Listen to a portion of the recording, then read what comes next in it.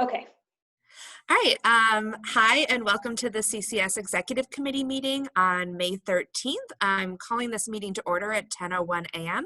Beth, could you do roll call? Yes. Conway, Here. Hall, Here. Jacobson, Kim, Here. Murray, Here. Smith, Here. Todd. Good. Also present, Rebecca Malinowski, Beth Stumperner, CCS. And Pam Leffler. Pam Leffler from Morton Grove. And Pam Leffler. Sorry about that, Pam. It just seems so natural for Pam to be here, right? So He's everywhere. do we have any additions to the agenda today?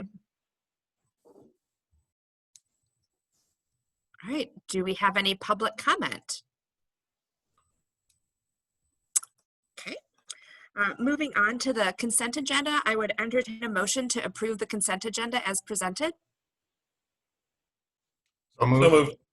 Second. Okay, so moved by Andy Kim, seconded by Alex Todd. Did I get the order right? Yep. Okay, great. Beth, could you do roll? Sure. I'll start with Andy, Kim, Yes. Murray, Yes. Smith, Yes. Todd, Yep. Conway, Yes. and Hall. Yes. Okay, great. Moving on to COVID-19 needs and planning, which is where we're going to spend the bulk of our meeting today. Rebecca has a number of items for us to kind of go over, but let's start with an IMLS OCLC study update. As you know, there wasn't anything in the packet. However, Monica Harris did send something out from Rails basically saying that they're now recommending a week for quarantining items, and that more information will hopefully be forthcoming in the coming months.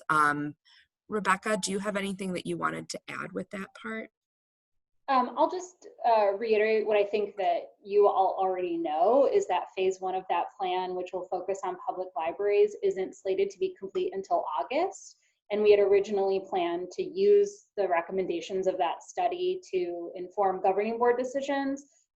So that isn't super possible at this time, is what I wanted to make clear. Yeah. Does anyone have anything else they want to mention regarding the study? Frustration.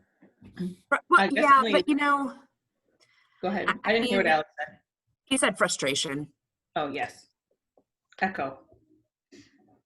Yeah, but I'd rather have them take the time to do it right so that we can be confident in the results than to rush through it and then not be sure. Kind of like if we all remember the CDC IMLS webinar where it was like a day and I was like, okay, but then everyone's like, ah.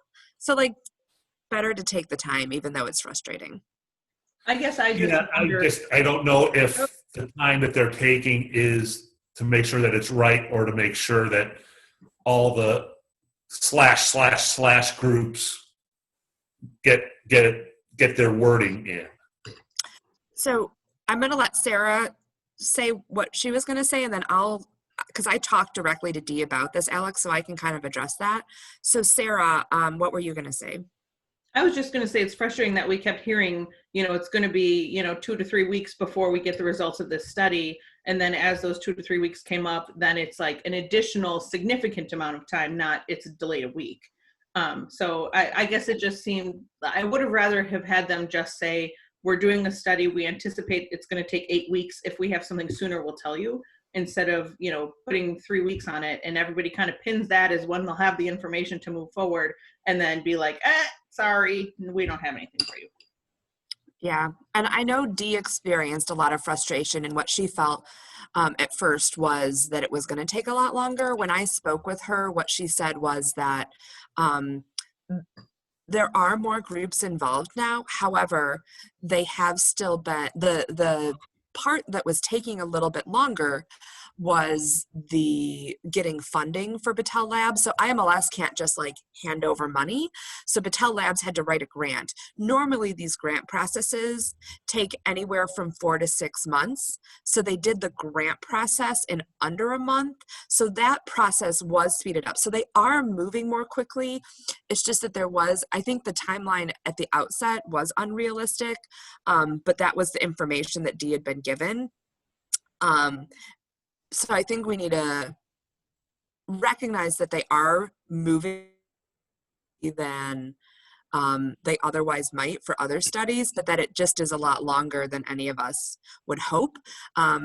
OCLC had already started an extensive survey of all of the literature surrounding libraries and COVID-19 to help with the study. Battelle Labs apparently pages of all of the items they were testing. So even before they got the grant to fund this, they were still doing prep work so that they could move as quickly as possible. And I think now that they're saying like May to August, I think that there is still a possibility that we might hear some additional recommendations. But yeah, I understand your frustration, but I don't know if that helps at all. Know that it kind of falls in with everything else where, you know, you get frustrated by something because you expect something and it turns out not to be that, and then you rework everything and it is what it is. You know, I feel like that's been life for the last 8 weeks. So we just do it and we move on. True. So it is what it is. It is. So let's move on to the Rails update.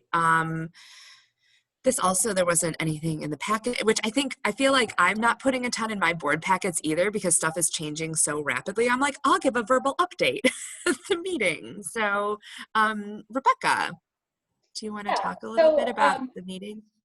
I also could have, I guess, labeled this delivery update. Rails pulled together the consortium managers last week for a meeting to kind of go over what various consortia were doing, as well as what Rails is working on. And there was a lot of talk about delivery, as you can imagine. And what it sounds like, although dates have not been attached to anything yet, is that Rails is going to do, they're going to give libraries 2 weeks notice, and then they're going to do like a return stuff run. So they're going to go to every library, they're going to coordinate it so they go to every library in a day, even those libraries that don't typically get daily delivery, but for us, that's everyone. And they're going to drop off what they have in storage and pick up what you have at your libraries. And then, but they're not looking for folks to like check in all their backlog. Their real focus is on getting what they have at the sorting centers back out to libraries. So they're going to do that once, and then I think the next week do it again with the stuff that they've collected from the other libraries, and that will be before sort of regular delivery restarts. One thing that CCS has been saying that has also changed, as Sarah noted, everything keeps changing, is that Rails, our impression was that Rails was not going to restart delivery until the results of that study were in and they felt confident about all of the materials handling. But with that change in the study timeline, Rails probably is going to restart delivery before that study is in place or those study results are back. So for me, that changes a little bit about whether CCS would require libraries to like be in delivery if, you know, we're going off of demand for delivery and other factors rather than like the scientific study that says delivery is safe. So that's something that we'll talk about when we talk about reopening recommendations. The other thing that was mentioned, which I think is especially impactful given the update that Kate gave about the moving the quarantine period to like up to 7 days. Rails is, I think, going to require, and this will, again, we'll see what actually comes out in the written documentation when it's ready, that all material is quarantined for that 7-day period prior to being picked up by delivery. So like bins will have to be flagged in some way saying like this stuff sat for 7 days, but they're also recommending that material be quarantined when you receive it from delivery. So material could be sort of like out of circulation for up to 3 weeks, because you're going to quarantine it for 7 days. It could be in delivery for 2 to 4 days, and then it's got to get quarantined for another 7 days. Again, that is just based on this sort of verbal discussion we had in a meeting. We'll see if and like when delivery starts back up, what the Rails recommendations and requirements are. But I think that's an important consideration as well when we're talking about getting stuff back in circulation. Those holds or material just even getting back to its home library could take really up to 3 weeks. So I wanted to make sure that was shared with everyone. So can I just ask for clarification on the where you said they were going to do a return stuff run? So essentially, and they were going to do one and then possibly follow it up a week later. So essentially that's just kind of to get all the materials to their home. Yep. Not filling any holes, any of that kind of thing. It's just get everything back, Algonquin to Algonquin, Northbrook to Northbrook. Yep. Yeah, and they Okay. are, so the stuff that they have in the delivery center, like they're not gonna take it to what the slip says, they're gonna take it to the home library. So if it was like on its way to Northbrook to fill a hold, but it was owned by Algonquin, they're gonna send that to Algonquin, back to the owner. Okay. Are they looking for us to relabel everything? They have They're going not. to just do that? Yeah, they had not said anything like that. And they said that they were going to give libraries 2 weeks notice before this happens. So if libraries need, because some libraries may need to arrange staffing if they don't have entry options for the delivery. So we'll get 2 weeks notice, you'll get 2 weeks notice. And I'm sure that additional documentation and clarification will come at that time.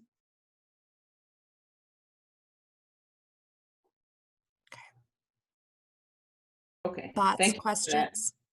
Other questions or thoughts about the Rails update? Is there a possibility? So we get our books returned, we quarantine them for 7 days, we pack them up, they get sent to Rails, their distribution center, which presumably is taking, and we can trust that they're taking the necessary steps to ensure that their facility is clean and COVID free. Is there a possibility that we might not have to re-quarantine stuff that's being delivered in the blue bins, because we know that they've already been quarantined for 7 days at whatever library they're coming from? We're comfortable and we have faith that Rails and the company is sterilizing their conveyor belts and their folks are doing all that stuff so that we can receive materials that have already been quarantined. Yeah, And so that was the question that came up on the call with the consortium managers as well. I think everyone was like, geez, even at that time, we were still talking about 3 days on each end, which people were still concerned about. The response from Rails at that time was that they can't guarantee that stuff hasn't been handled. And that maybe everything in the bin was handled carefully with gloves, but then something fell out and someone picked it up and put it in the bin. So their recommendation at that time, at that meeting, was that it be quarantined on both ends. Again, we'll see what happens when they are issuing those recommendations when they're actually ready to start delivery. But that was a question that was asked, and the answer was do it both ways. Okay. Yeah, Andy. So I have a question, Rebecca, about, I guess, the way this is going to be communicated to the consortiums via Rails. So if Rails is our delivery service and they create these guidelines or these rules for reopening delivery, they will be sent to each consortium, and each consortium will have to decide whether they want to opt into that plan or agree to that, or we just have no choice whatsoever. There's no negotiation of that 7-day, dual 7-day quarantine and all of that. That's a good question, and I don't I'll give you the answer that I think, but I'll say again, it's subject to change. So Rails will be communicating their requirements and recommendations directly to all the libraries as well as to consortia, right? Because they do delivery to libraries that aren't in consortia. My understanding from that call was that there was going to be a requirement for how long material was quarantined before their delivery drivers will pick it up. What I do not know is if the kind of return quarantine that they're recommending is going to be a recommendation or a requirement. Personally, and we'll talk about this in a few minutes, I think it makes sense for CCS as a group to agree to some quarantine periods because so much material goes back and forth. But I think everything's on the table. But in terms of like when Rails restarts delivery, what their requirements are going to be, those are going out to the libraries. Whatever Rails is requiring, and I think CCS, like the governor in the cities, like CCS could do something more strict if we so chose, but I don't think we could say we're only going to do a 2-day quarantine. But we could choose to just burn any book that leaves the library, and then that way no one would get sick. That's an option. That's something we could do. What's a book? Did Rails throw out a date when they're going to start delivery again?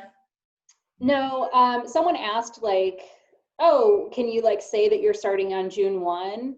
And they said that that return sort of run, they said that they, are looking to start relatively soon, but because of all of the like logistics and even just giving 2 weeks notice, it wasn't likely that it would be June 1st, but that they anticipate at least doing that return of materials in June. But that was all very tentative.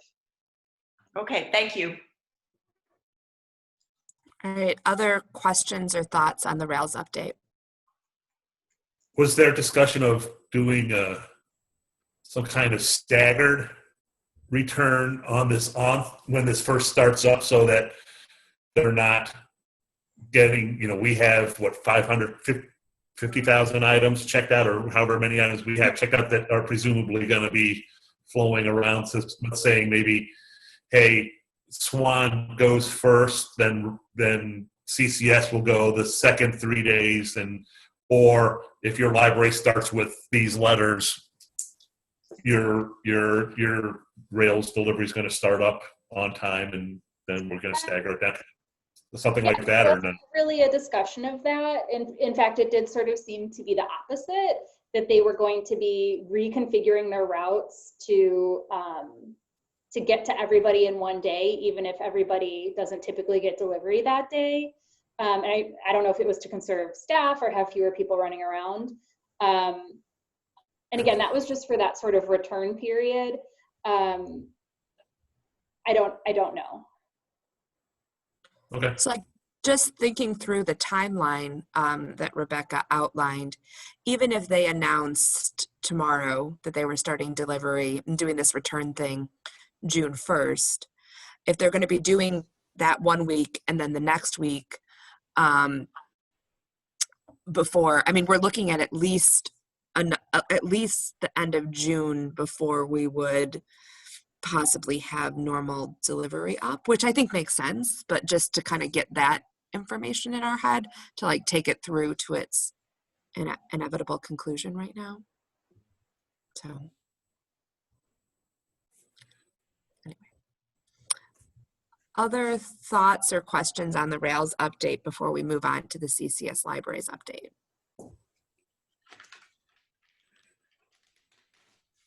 Okay, so CCS Libraries update, there's a lot of stuff going on here. Rebecca did send us, was it yesterday, Monday? Yeah, I don't know. And then even since yesterday, I have more specific dates and info, so. Okay. So we know that, or I'm assuming that you all know that Glencoe has started a soft launch of curbside pickup. Fox River Valley, Sarah, do you know if Fox River Valley has actually started delivery yet, or they're still waiting? Fox River Valley is having a board meeting on the 19th where it will be approved by the board. I guess she's already talked with all the board members and okay. They're waiting to make it official to start curbside on the 20th. Okay. So there you go. Thank you, Sarah. Fox River Valley is starting curbside on the 20th. Park Ridge, we have you listed as June 1st, assuming your board stuff went as planned yesterday. Indian Trails is planning to start maybe June 8th, Morton Grove June 15th, and Cary June 1st. We've had several questions from other folks and have had conversations, including with Algonquin and Prospect Heights, about when libraries are planning to reopen. But that's kind of what I know. So that's what I got. There seems to be some front runners out there getting things moving. And then, over the next few weeks, some more libraries look like they're planning to restart services in some way. Oh, Andy, could you share your experience thus far? This is Jane. Yeah, sure. Hey, Jane. As I talked to both Rebecca and Kate, and I also had an opportunity to talk with Dee about this. I decided not to share anything on the director's listserv yet because we have starting on a soft launch this week. It was not my plan to launch Curbside while the governor's stay-at-home order was in place. There was a lot of requests above me to reconsider that position. So I had to make adjustments as to balance what would be best for the community, which we did have some requests for it. Came out more so after a committee of the whole meeting last week. Talked about on the management team level, there was kind of mixed emotions about doing this before the stay-at-home order was lifted. And then, of course, making sure that the staff's safety and is priority one here. So we made a decision to present a curbside delivery service plan last week at a committee of the whole meeting for discussion. There wasn't any real pushback from it. They supported the move. So what we decided to do is soft launch it. It's only available to Glencoe cardholders only. We have limited hours. We are running Monday through Friday. We're doing 4 hours a day. We have what we've decided to do is create like what we're calling a cohort team. The cohort teams are basically staff volunteers. We didn't call anyone in. These are people that volunteer to help with the service. And they will work exclusively with one another. So we're trying to mitigate the possible, transmission of if anyone were sick or not. Other than that, we're trying to keep the staff below 10 in the building at all times.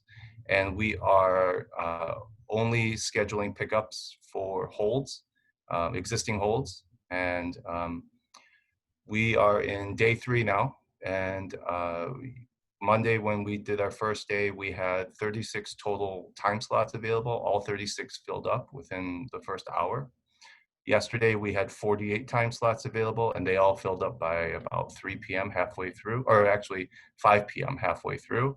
Today, we started, we'll start in about 30 minutes, and we have about 7 reservations or 7 pickups. It's been good so far. There's been a couple of adjustments that we've needed to make, but at this point right now, I think Sarah said it best before. It is what it is, and we're trying to make the best of it. We do understand that this isn't necessarily the reputation of this library to be the first to try anything. So we're just trying to see if we can make this work and if we can adapt to a model that will be best for us. Oh, thank you for sharing that, Andy. You're welcome. But one more thing before I think it was Pam, but just one more thing. Post discussion with the board, or actually during the discussion with the board and the management team, I just wanted to say this for the record. We recognized that this would have a ripple effect to the other libraries. We recognize, especially to the North Shore libraries. I did reach out to those directors to let them know what was coming down the pike and exactly how we came to this decision. And I don't really know what else I could say to that, except, we're we will certainly do all that we can to ensure that, you know, your situations are okay and you guys don't feel pressured. I know I've talked to Kate a little bit about it. Amy up at Deerfield also talked to me, reached out. And I believe Anthony at Wilmette let me know that both Wilmette and Winnetka are looking to start curbside also in June. So I will publicly apologize if I've expedited anyone's process or planning for curbside. That certainly wasn't the intent. Andy, you don't have to apologize for anything. If anyone should apologize, it should be your board. Yeah, but that should not be on the record. That didn't come from me. That came from Kate. Nope, it came from me. Absolutely. That's what I feel. So, all right, Pam, Well, you I had think something? I was going to I'm say, sorry. I'm sorry, Jane, go ahead. we've had one patron comment in Highland Park so far, so that's not bad. But we're not Yeah. planning on doing anything until June. All right, Pam, did you have something? I think you were getting ready to say something. I just had a question, a clarification, Andy, maybe. So you said that this is stuff that people already have on hold. Are you letting people place holds right now? No, Or we're this is not. stuff, these are holds left over, Correct. right? Correct. So yeah, so these are leftover holds that are on the shelves. When we go live on Monday, we'll start asking people to be able to call us or email us with. That was my question. One thing we've decided to do, which we fought for, and surprisingly we didn't get any pushback for, is that our curbside service is next day. It's not same day. We felt that with the staff that we have and the facility that we have, it would be very difficult for us to do same day. So we've decided to do next day, and so far there hasn't been a whole heck of a lot of negative feedback on that or comments from the patrons that have been picking up. So so far okay. All right, Alex, did you have something? Keep in mind that you're still muted, so you need to unmute. 2 questions, Andy. Thank you, Kate. First, we've been wondering how many of these old holds are people still want to have, and so I'm wondering if you could say, like, when you call them up, hey, do you still want this book? What percentage are still saying yes, I'm eager to get it? And also with your slots, I'm presuming you're saying, hey, you need to be here at 2:15 p.m. or whatever to pick up. How prompt are the patrons in doing that, and what type of wiggle room do you have? Sorry, you're too late. The next person's coming in or whatever, and then do they have to re-register or whatever? Sure. So the answer to the first question is, I believe it's 100%. We have had no one say they don't want their holds. The majority of the holds are things that I'm guessing that they've saw in the system that it's right there, but they could never get it because of the building being closed. I'm not sure about that, but I have not heard from any of the people that we're tagging as call centers, the ones that handle the phone calls and schedule the pickup slots. Not one person has come and said, this is weird. No one wants these materials. Everyone's been coming in, and we've already had a couple of people that have said, to see if we can actually generate more holds for them and such. So I think right now there's been an appetite for materials, like physical materials in Glencoe. And then with the slots, this was a bit of a discussion with the management team. I wanted to do 5-minute slots because I wanted to optimize the number of available pickup times for the residents. My management team pushed back and thought maybe 10 to 15 minutes would be better to give them a buffer. But what we've discovered is that we haven't had many people late arriving. We've had people early arriving, and that's a different type of problem. But Glencoe's so small. I mean, it's about 2.5 miles across. So a lot of the people that come to pick up, if the weather's nice like it was yesterday, they've been walking, they've been biking, and we have a different type of Have you been drop. giving them their materials as a walk-up? No, what we do is everything is bagged, and we have what we call a designated drop zone. We also put out a library cart out yesterday to do that, test that. But the handler puts that material, the bag of materials, on a drop area or on the cart, And then once they let go and walk away, that's when the patron can pick up. It's a no contact service. So it's been kind of a learning thing for the patrons. They're so familiar with our staff and they know them almost personally. Some of them are neighbors, so they feel like they can just open up their window and reach their hand out, and we have to correct them and make sure that they understand that they have to open their trunk or step away, that kind of thing, keep social distance, that sort of thing. But yeah, so far, Alex, the 5-minute slots have been working okay. We have a very small staff parking lot on the west end of the building that we've designated as the pickup area. So, they have to pull in and then they have to reverse out. That's a little tricky, but so far it's worked out okay. I don't really foresee us adjusting, making the pickup times any longer. I think it speaks to, my residents' appetite for getting some new print materials in their hands. I have lots of questions, but I don't feel like I need to ask them all in this meeting. So if it's okay, maybe I'll give you a call or send an email. We can set something up to chat it out. Absolutely. Okay, thanks. Kate, do you think it would be appropriate to ask Andy to do a presentation or give him some time at governing board to walk through their experience so far? Yes, I think that would be helpful, Andy, if you're willing to do that. Yeah, absolutely. Heidi, you had something? I did. I just, Rebecca referenced our board meeting last night, and if anybody wants to talk in more depth, just let me know. Basically, the resolution that I presented was not to start curbside during Restore Illinois Phase 2, but to give me the authority to recall staff and require them to return to the building for preparatory work for Phase 3, to have curbside services happen in Phase 3, with the earliest date being potentially June 1st.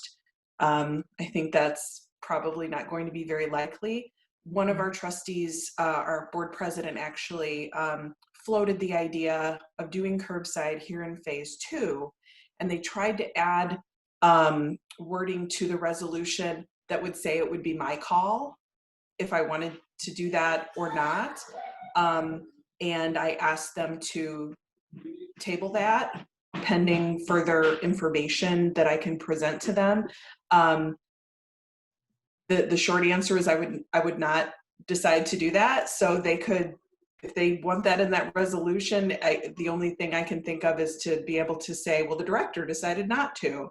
And I don't feel like I would have the authority to say this is now essential without their saying that it is indeed essential. So they're trying to figure out a way to have it kind of both ways and be flexible. So we're going to be working on that over the next week. As of right now, I have the essential definition to include staff only, preparatory work, and to do something I need further action. So let me know if you need it. That's the short version. Let me know if you need any other information about that. Heidi, that's great. Just to Can you email me piggyback the on copy of that? My resolution? Yeah. You bet. right, just to piggyback Sarah. on that, so my board is not, they have not been doing resolutions or decisive action about things. We've been having conversations about things. We lost Andy. We did. We've been, having conversations about things, and then we've been moving forward, based on our discussions.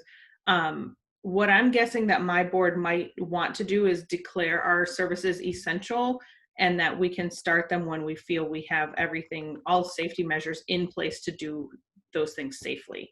And so then we'll kind of have that groundwork laid to be able to start things, but then to not actually put anything into action until we can deem that we can do it safely.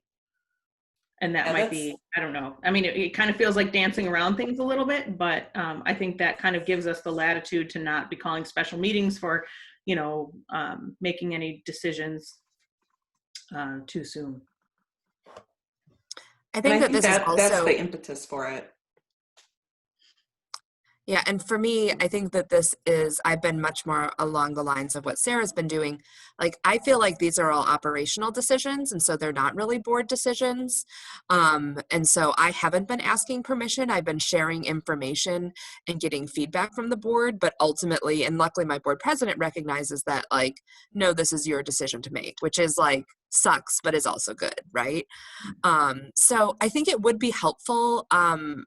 Rebecca, I know we've heard from a lot of libraries, but if we did just a really simple survey before governing board that we could share the results with to find out where exactly everybody is landing on each of these. Andy, you changed who you are and you moved to your phone. I like it. Yeah, sorry, I lost connection there for a minute. So sorry, Heidi, I left it inadvertently here. No worries. Give me a holler if you want any info. Okay. So I'd like to move on and talk a little bit about the Restore Illinois plan, which many of us have referenced here as it relates to CCS libraries. It sounds like we're all kind of, not all. It sounds like there are varying interpretations on how we're looking at it. So Rebecca, shared with us, was it last Friday? Her recommendation of how kind of the lens through which she's looking at things. From my perspective, I feel like we are in phase 2. Well, I don't feel like it. We are in phase 2 of the Restore Illinois plan, and that means that we shouldn't be offering curbside or anything until phase 3. That to me seems very clear. Of course, it is very challenging because the plan does not directly address libraries. And as we know from the governor's executive orders, the only thing it states is that governmental agencies get to determine what services are essential for them.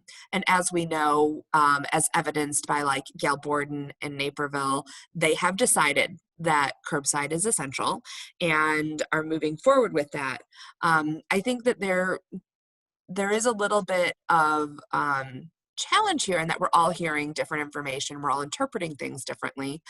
And at our last governing board meeting, we had all kind of agreed that we would wait for more information and that we would try to, when possible, kind of move in lockstep. I think that that is becoming less and less likely based on the feedback we're getting from the different libraries. But my hope is still that we can come to some common definitions and ideas about how we want to do this all safely, because as Andy pointed out, when one of us makes a decision, it does have a ripple effect. And so luckily I have not experienced that ripple effect yet from Glencoe, so yay. But I know Amy has at Deerfield. So I would love to hear people's thoughts on how you're interpreting Restore Illinois and what you think it means in terms of what we as CCS as a whole should be focusing on and what we should be doing as a group, or whether you think it's impossible to move forward as a group and we need to all do it individually. I just have one thing. I don't know that I have, a grand response to that whole question. But one thing that I've been sharing with my board and with my staff as we talk about Restoring Illinois and as we talk about the governor's executive orders and how does it apply to libraries or does it not, and we saw the response from Julie Tappendorf and we saw the response from Phil Lenzini, and they could not have been more opposite, is that libraries, I have not been on, PPC and all that stuff, but it seems libraries have historically been left out of legislation as an oversight, not out of intentional exclusion. And so as we're talking about the executive orders and, there are different interpretations, I'm reminding people that libraries are not listed as essential services or, with retail stores or whatnot, not because the governor is saying, I don't want libraries to do this thing, but probably because the governor is not thinking about libraries. And so it does kind of leave us in a little space to, to figure it out for ourselves. Alex.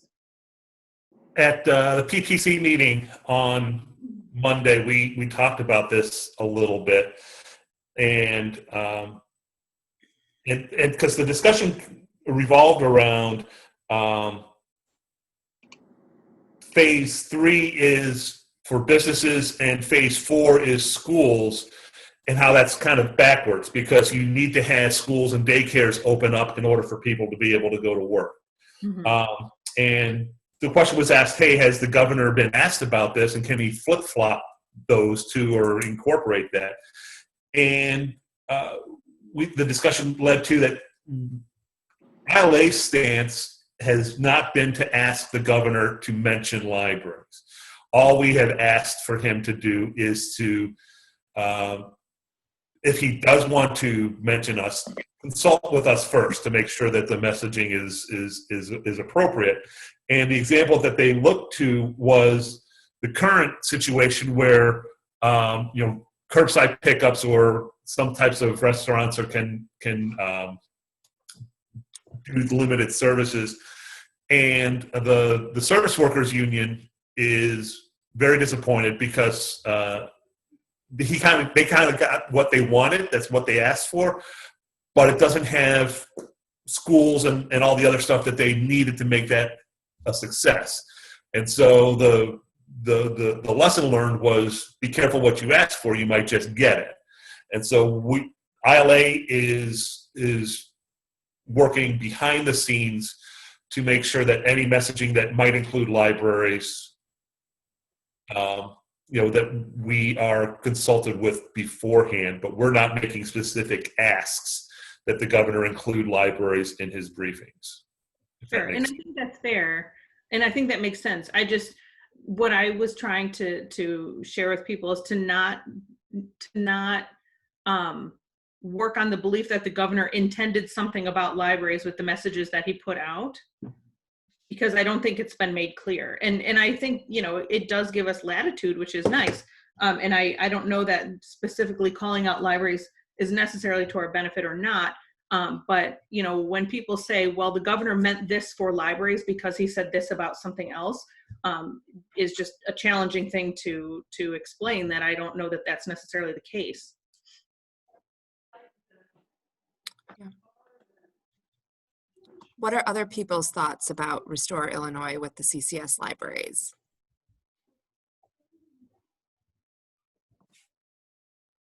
Heidi. Hey, no. Sorry, Alex, beat That's you right. to it. Did You I raised your hand. unmute? Did it work? You did. Okay. Okay.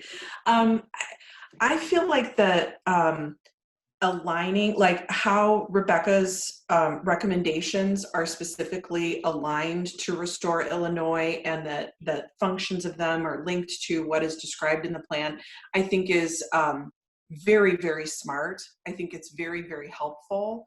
And I think, the only question I had about the alignment is that which category of grouping CCS was looking at. Like, what did they take into account?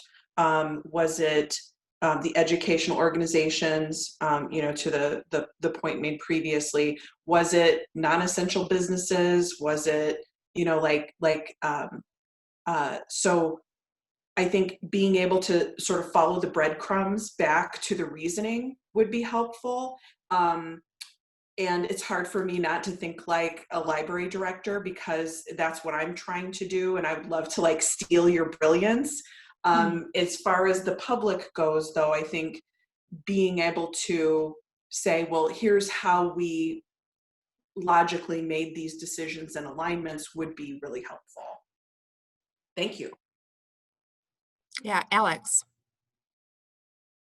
From a CCS perspective, I liked that we're going to get to in a second, Rebecca's recommendations, particularly that when delivery and intra CCS borrowing starts, everyone has to start. That's not going to be a per library decision.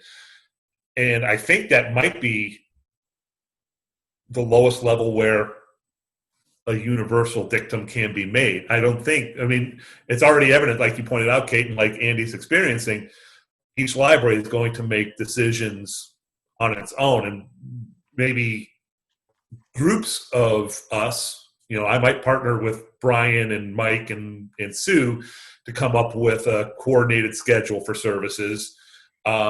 but that's unlikely, and I don't think we can require that. Yeah. Jane, I'd love to get your thoughts on this. Oh, I'm coming. Just a minute. I left the room for a moment. Oh, my thoughts. I was really hoping that CCS would have a very coordinated and collaborative reopening of all our libraries, but it doesn't sound like that's going to happen. I know. So is there anyone that thinks that we could try and still go for a coordinated approach, or does it seem that all hope is lost? No, I think that we should try as best we can. Okay. I think it depends on what level you're talking about. I mean, I think if you're talking about approach as far as curbside, I think, you know, that horse has already left the barn. I mean, I think that horse has, but maybe even if we look ahead to like, could we try and be in lockstep for when we physically open our buildings? Mm-hmm. I think that would be lovely, but I think if we can't be in lockstep for when we do curbside, which is, you know, far less risky, I think it's going to be very difficult to try and be. I mean, I think we should aim for it, but I think we should also be realistic that we may not be able to make that happen. Andy, yeah. Sarah, are you talking about a baseline of like guidelines for the consortium that kind of gives us like a foundation of how we would reopen versus like a more detailed approach to how we would reopen buildings together? Are you asking me? Yeah. No, I was saying when Kate was saying, well, I guess for me, I was thinking in lockstep about date-wise, not process-wise. So I think it would be difficult to keep everybody in lockstep to open their buildings date-wise. Yeah. I think process-wise, we might be more likely to all follow the same process, but I think it would be hard to expect that everyone would follow the same date. Right. My experience is, and this is my experience, is I grossly underestimated the growing insanity of people and what this quarantine and stay-at-home order has created. I mean, the temperament of my town right now is it's very aggressive. I mean, you know, they are residents are questioning everything at this point, and this is a town of less than 9,000 people, and they are wondering. They are just not making. They're not being logical. They're comparing. For example, in my experience, they compared the library to a restaurant. And if a restaurant can do curbside, why can't the library do curbside? And there are a million reasons why, you know. But that's, I think that's kind of the situation going out there. I mean, I can only speak for Glencoe, but I would assume that maybe other communities out there, specifically in CCS, that may be feeling this kind of pressure as well. And based on the email that Rebecca sent out yesterday, it looks like a lot of our directors are talking about this ahead of what they may have already strategized before, and it's I think it's growing more and more uncomfortable as the days go on. Ruth. People be crazy, yo. They just be crazy.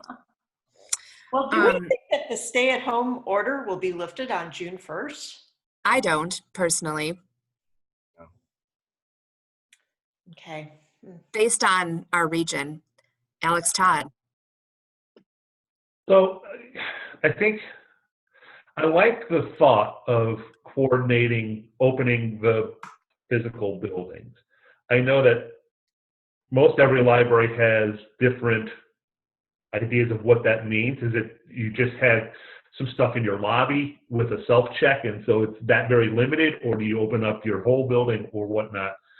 And I think that's why it would be very difficult to coordinate. But I think if we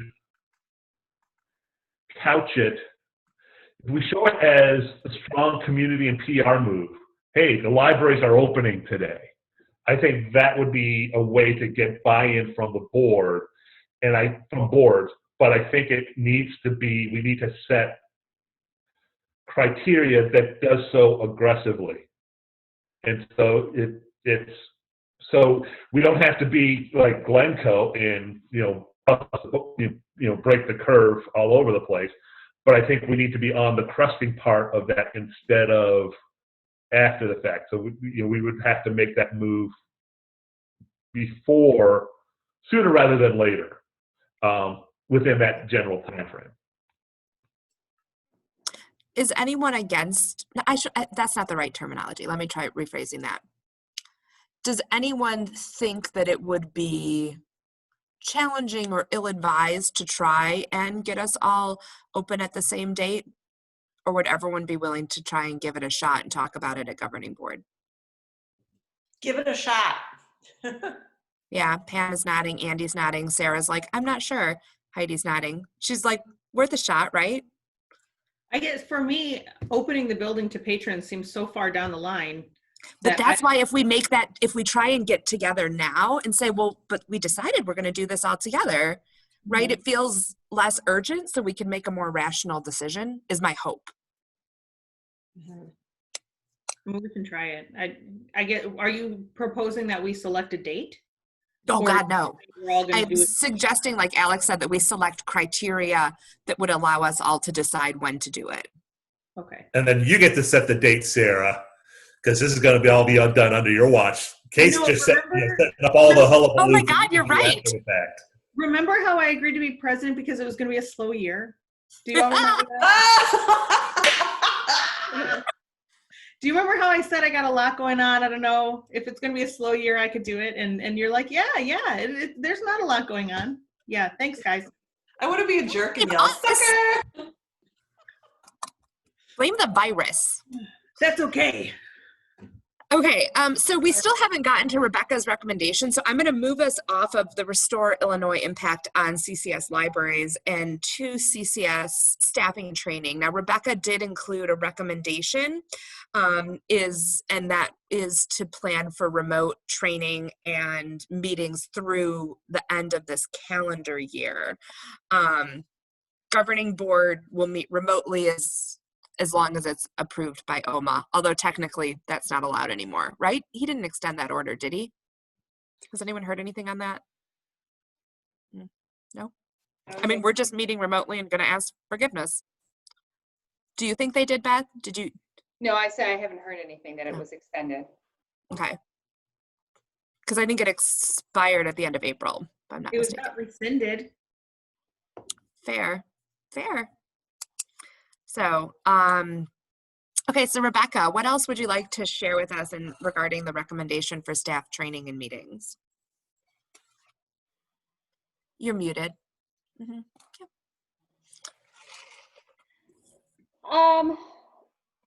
So I'm very confused about where we are on the agenda, but that's fine. I'm sorry, because we kind of melded into another one. So I'm bringing us. Yeah, and I also have number 4 and number 6 are actually the same thing mostly, so I don't. They are, but that's okay. That's fine. So I will say that CCS staff right now are working on selecting a tool that will allow us to provide interactive remote training. We have in the past been pretty reticent to do virtual training for ILS stuff because we really feel like that hands-on component is one of the best ways to sort of cement that knowledge. But with Palatine and Grace Lake onboarding, we just don't feel like we're going to be in a position to offer in-person training for them this summer. So staff are working on that right now. And then in thinking about,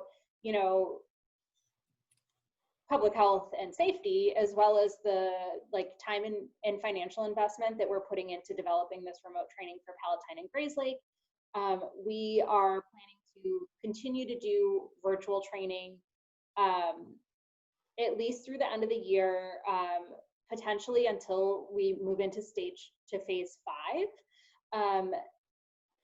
When it comes to our in-person group training as well as our meetings, one of my biggest concerns is that it's staff coming from all of these different communities, and then putting them in a room shoulder to shoulder.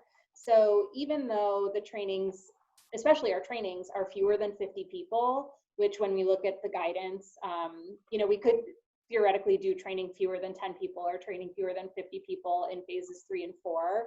I just don't feel comfortable asking my staff to do that or asking your staff to come and put themselves in that position, especially if, and it's unclear to me where we're at on mask recommendations. Like, my staff can't train in masks. Like, it's just not going to be helpful. So, so kind of that's where we're at. I did let Jeannie and Sarah know that that's what we were planning, and I haven't heard back from either one of them on that. So I'm assuming they're comfortable with it, but we'll find out. I'm happy to answer questions.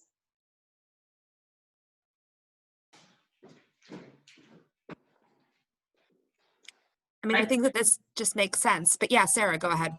I just have one question. Are we talking about the CCS staffing and training portion of the agenda or the reopening recommendations to governing board? Staffing and training. So did we skip over reopening recommendations to governing board? That's next. Okay. All right, just checking. That's my only question. Oh, okay. Okay, I think the recommendation makes sense. I think like, honestly, you know, looking through the phases in phase 5, Illinois Restored, I mean, like, I'm looking to that at like 2023. You know, like, honestly, everything that we're planning is, you know, not phase 5. I just, you know, I don't want to derail us, but yesterday I was on a meeting with McHenry County Department of Health and some various other places. First of all, McHenry County is asking to be excluded from Region 4. So, you know, we've got that. And to be their own region, not to join another region, but to be their own region. So we've got. Oh my God, it's just like Bear Island in Michigan. You know, it is what it is, right? That's the phrase of the day. And then also they were talking about, you know, what if we're in phase 3 and something happens, so we move back to phase 2. So this is not like a one-way valve through phases. So I'm just, everything that I'm doing is assuming that we're going to be in phase 4 like forever. So I think, you know, planning. I think that's optimistic. I think we're going to be back down in phase 2 or even phase 1. Oh, no, I think that's totally possible. I just don't know that we'll ever get to phase 5 is, I guess, my point. At least not in the foreseeable future. Because the Northeast region is District 13 in Hunger Games. Like, I don't know if you guys are aware, but that's where we are. Sorry, Sarah, please continue. I have not read those books. They came out while I was pregnant. I couldn't read them. So okay, smart. So, and I've never circled back. But I think, you know, as far as training goes, you know, I understand that remote training is not ideal. Face-to-face training is so much easier, but I think that it's the smart way to go. You know, and I think that, you know, our staffs have had to adapt to doing so many things remotely that they'll figure it out. It might take a couple extra sessions or something, but I think you're definitely on the right track. And I think too, yeah, for your staff to try and train in masks is very difficult. Yeah, we were scheduled to go to Palatine's staff day, like 4 of us would go and we'd train all of their public service staff in one day. And Jeannie emailed saying like, oh, we're gonna like set up social distancing. And I'm like, We're gonna distance over to here in Arlington Heights, right? Yeah. So yeah, I haven't heard back from her on that email, but I feel like this is the most appropriate way to continue to offer services, and CCS staff can do, this is like the one component of our jobs that we haven't really been doing in this work from home like area so far is like live training. So once we're set up, we can literally do 100% of our jobs from home, except for when we need to collect the mail and sign the checks. So we're in a very fortunate position for our staff that we don't have to make some of the challenging decisions that you've all had to make and continue to be kind of faced with. So it sounds like we're on the same page with these. And just for the record, I do feel that this is an operational decision and not something that we should be deciding. This is merely Rebecca sharing with us and seeking feedback. Okay, so now we're going to move on to the recommendation, reopening recommendations to governing board. And so Rebecca put together a really nice document for us to talk about, which we've already kind of started doing. And so we need to determine A, what we think about the recommendation, and B, whether or not we want to make a formal recommendation for the different questions that Rebecca had posed to governing board. So why don't we first start by seeing if there are any clarifying questions on what Rebecca sent out to all of us.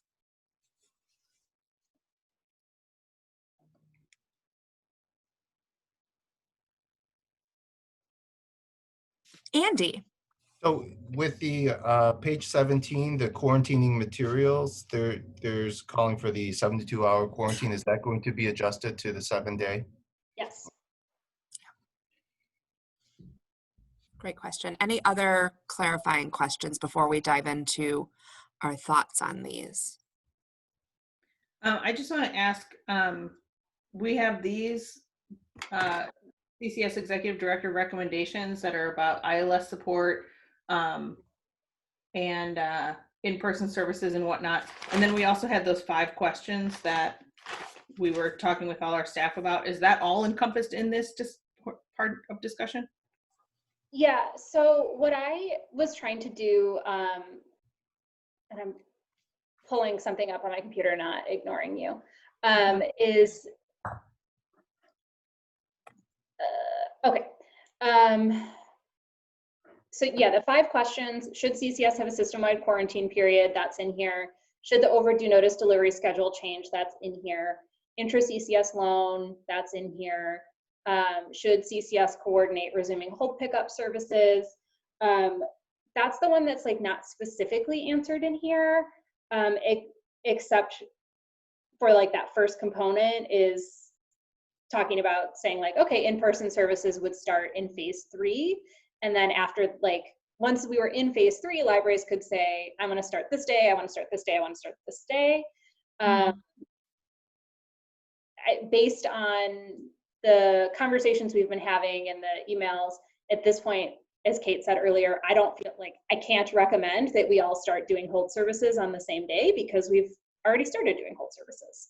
And then our CCS members required to honor pickup anywhere for curbside or limited services, that is in here. Okay. So yeah, they're kind of in a different order, and it was just like thinking through kind of fitting things in with the governor's phases that they changed a little. Okay. As we were discussing that at our library, they were question 1, question 2, question 3, question 4, question 5.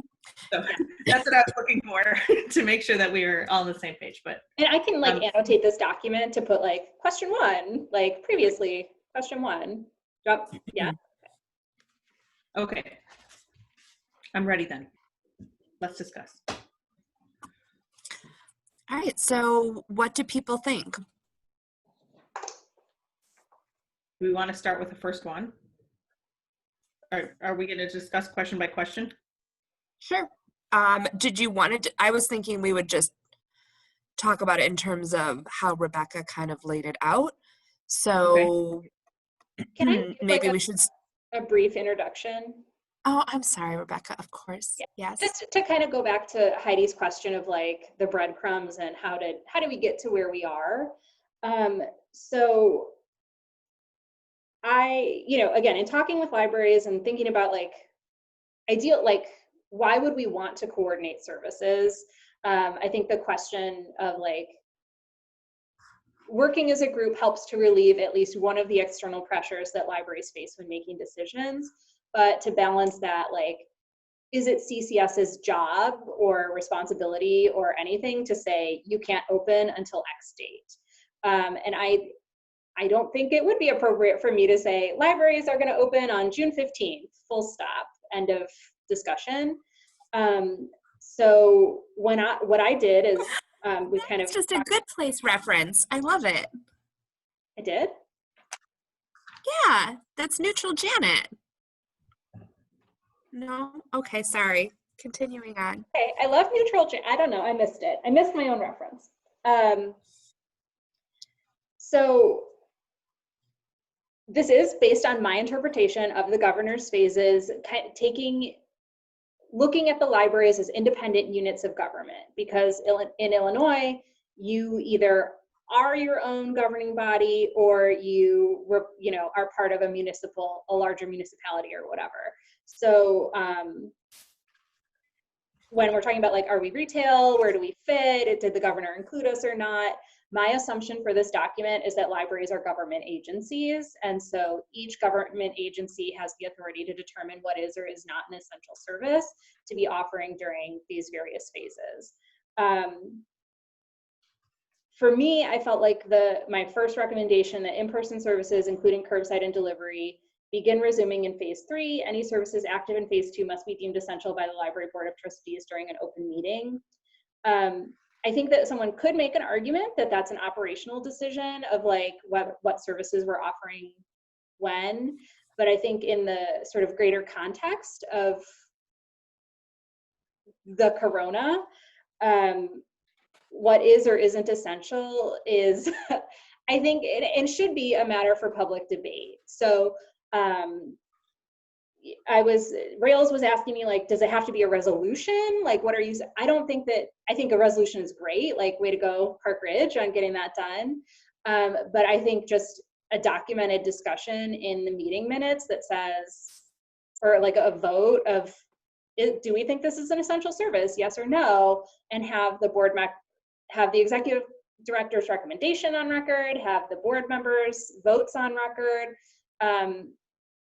To me seemed like a compromise, and also then gave CCS some cover. So Dee's been talking a lot at Rails about like liability issues, like what happens when someone gets sick and they want to blame someone. If they're trying to blame a library for offering them curbside service, does that then escalate up to like, well, they couldn't have offered the service unless someone turned it on, like unless someone enabled them to do so with this technology. Do I think that's kind of a stretch? Yes. But do I think it's possible? Absolutely. And so having some documentation from the libraries saying like, yeah, we are opening before phase 3, but we're saying that we're essential, to me is a liability protection for CCS.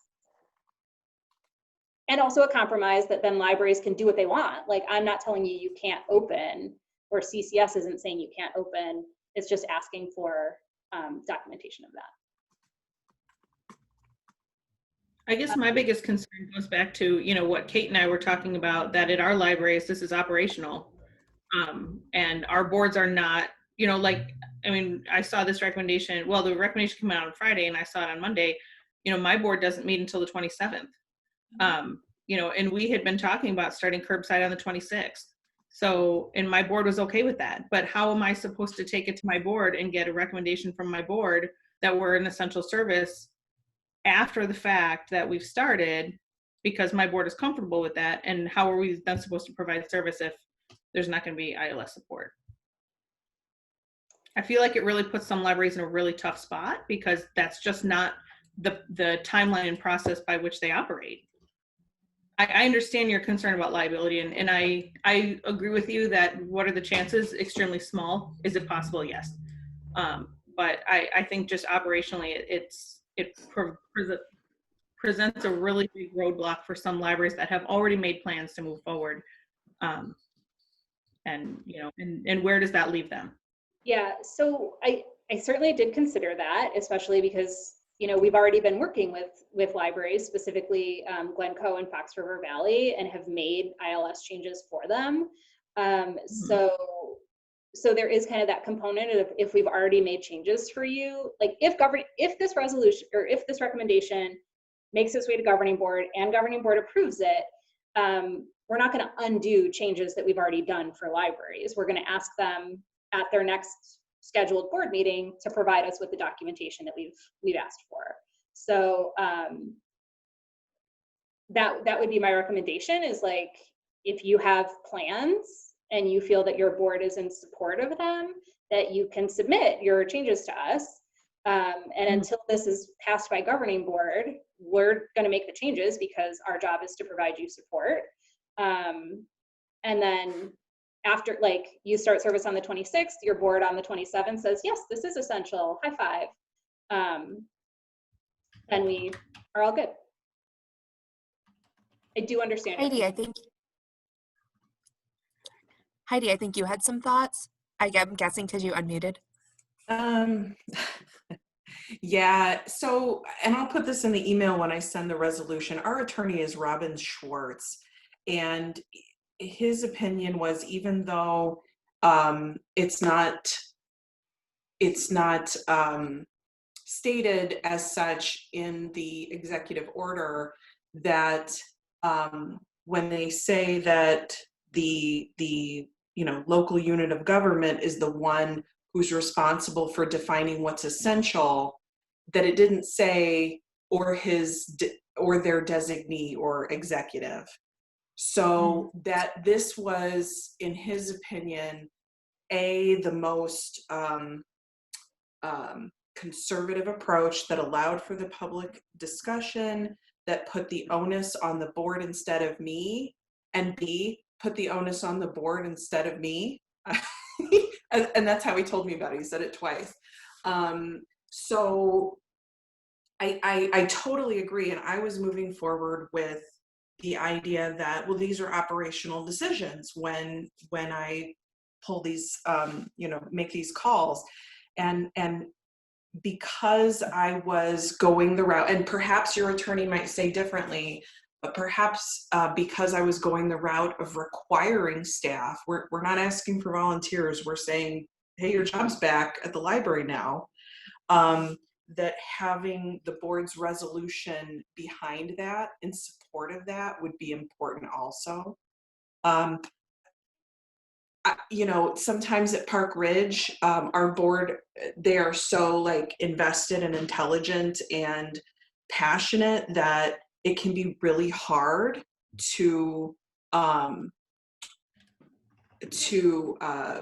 pass something that I really want, that I really recommend. This was not difficult. This was, here, and they tried to give me more flexibility than I had even asked for, and to make these operational decisions if they could, and still meet the demand, the need of having a formal definition of what's essential. So my experience, I'm going to just knock wood, thus far with this has been really positive. It hasn't undercut my authority. It's just kind of given me the, not infrastructure, given me the strong foundation to do my yeehawing on, if that makes any sense.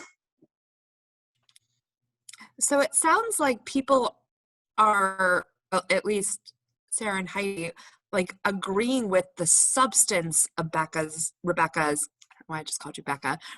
recommendation, but it's a question of defining what role the board should be playing in whether or not they need to formally approve this stuff. Is that a fair summary of kind of where you guys are at? Heidi's nodding. Sarah's not sure. Sarah's not sure. I'm thinking about how to formulate my thought on it. Okay, while you're pondering, I'm going to see what thoughts other people have.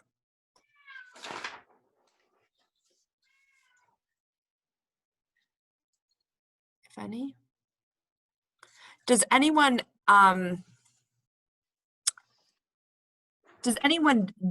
disagree with any portions of what Rebecca is recommending in terms of how it's being aligned with the state's Restore Illinois plan?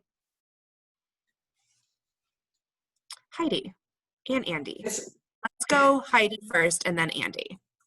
It's not that I disagree so much as I'm thinking about the breadcrumbs for myself, and I'm being kind of selfish, but then I thought, okay, well, I'll pose the question. The only thing that jumped out at me as interesting was that in phase 4, the order has staff returning to the workplace. And so in our plan, that's what we're outlining. And you had a partial return in phase 4 with the full return in phase 5. And I'm not opposed to significant work from home from your team if that is effective for accomplishing the work. I just wanted to understand the thinking behind it. Yeah, that is really just an abundance of caution because we can work from home. You know, in reading some of the plan documents, it did say telecommuting is encouraged where possible, and for us, it is possible. I recognize that it's weird. We're a small office and we all have private offices, but like, I don't know if we like are all like secretly snuggling in a broom closet or something. That's not happening. There's no tomfoolery happening. But like the past 2 years during flu season, everybody got sick all at once. And even like we all got flu shots, or most of us got flu shots, and we all still got sick. So I don't know what we're doing at this office if we like don't know how to wash our hands, but it is really just an abundance of caution. So yeah, I think for folks who, I think for me, phase 4 is if you want to work in the office because that works better for you, come on back. But if you personally like have someone that you're caring for, or you personally just are unsettled, you can work from home. I'm not going to make you come in. Thank you. Does That makes perfect sense. Thank you. All right, Andy, what are your thoughts? This is also not in disagreement. This is just more of a concern from a selfish perspective here with the 7-day quarantine, understanding where it came from and understanding, at least, just understanding the point of origin of all of it. I think for Glencoe, it's going to be very difficult to manage a 7-day quarantine of materials, especially if it's doubled up. I probably should have said this when we first talked about the Rails update, but I don't know if I mean, just from my library's position, I don't know if this is actually a feasible thing for us in terms of physical infrastructure. We have a small workroom, and if those bins pile up, it's going to be very difficult for us to manage that from a physical building standpoint.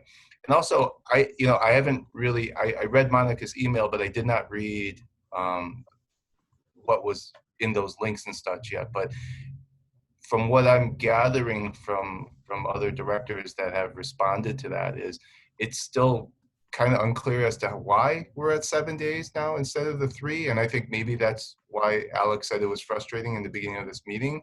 And I mean, for me, it sounds like we're kind of putting all of our eggs in the 7-day quarantine basket right now without enough information to support that. That's just my 2 cents. Yeah. So I don't know. Monica sent an email to the directors only list, and then she also emailed the consortium managers, and I feel like they were different emails.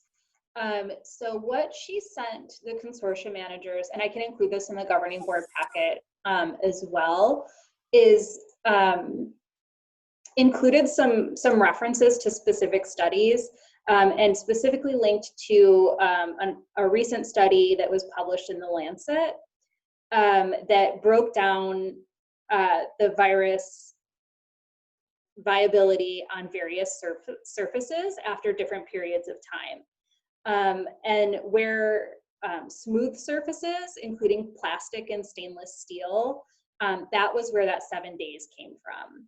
Whereas like printed documents and like mail, that was like 24 hours, or that one was 3 hours actually. It was real short. So I think and this is me interpreting now, that was the study, and what I'm interpreting that Rails' concern is that material all gets put together. So like you'll have your plastic DVD cases right next to your print books, and even your print books aren't actually paper. Those they're covered in acrylic, they're covered in these other like tapes and whatever. So that is where I think it is coming from. Whether they're going to change that or not, I don't know. What the options for CCS libraries will be if Rails says you need to quarantine materials for 7 days before they go in delivery, I don't know. I think based on some preliminary conversations, you would have the option to just like not take delivery, but that would certainly create a host of other issues. So again, that is all speculation and interpretation, but I'm happy to share the other email Monica sent with the links to the specific studies. Yeah, that would be helpful. Mhm. Yeah, I've become kind of a junkie. I'm like reading all the stuff. I'm like, oh, more stuff to read. Great. We lost Andy again. Maybe he'll come back as the Jedi Master again. So I guess the question is, well, one of the questions, there are many, is whether or not, if we feel the 7 days on both ends of delivery is too long, if we as a group decide not to share materials until the quarantine period is more reasonable. Because, right, that's something that we could all decide. I kind of feel, I think that's something to consider, but I kind of feel like the quarantine period is going to be what it is. Like, you know, as long as we're dealing with the virus, you know, whatever they determine is the safest quarantine period, like, I don't think that's going to get smaller as time goes on. You don't think as rates decrease that, I mean, I guess I was thinking as we move through the phases, it possibly we wouldn't have to quarantine at a certain point? Well, I think we won't have to quarantine at a certain point, but I think you're either going to have to quarantine for 7 days or you're going to not have to quarantine. Yes. So I guess what I'm saying is, do we wait until we don't have to quarantine before we start intra-CCS loans? I think if we ever want to see each other's materials in 2020, then I think we have to quarantine and move stuff. Won't we have to quarantine until they find a vaccine for this? I'm thinking, you know, it could be 2 years down the road. Oh, God. I mean, I think quarantine is going to last a long time. Right. And so if we say we're not going to move materials until we no longer have to quarantine materials, like, I'm not going to open my building to patrons until we no longer have to quarantine materials, because otherwise I'd have to have a staff member walk behind somebody who flips through a whole bin of picture books, and then we have to pull all those books and put them in quarantine. So we're not letting people into our building until quarantine is over, but, you know, we would like to be able to provide some other than virtual services to people with materials. And I mean, I suppose if we have to do it with only Algonquin materials, then that's something that we would have to do. But, you know, I expect that we'll be circulating materials between libraries before quarantine is over. Okay. I know that, Pam, you're not officially on executive committee just yet, just a few more months. But do you have any thoughts on any of this that you want to share?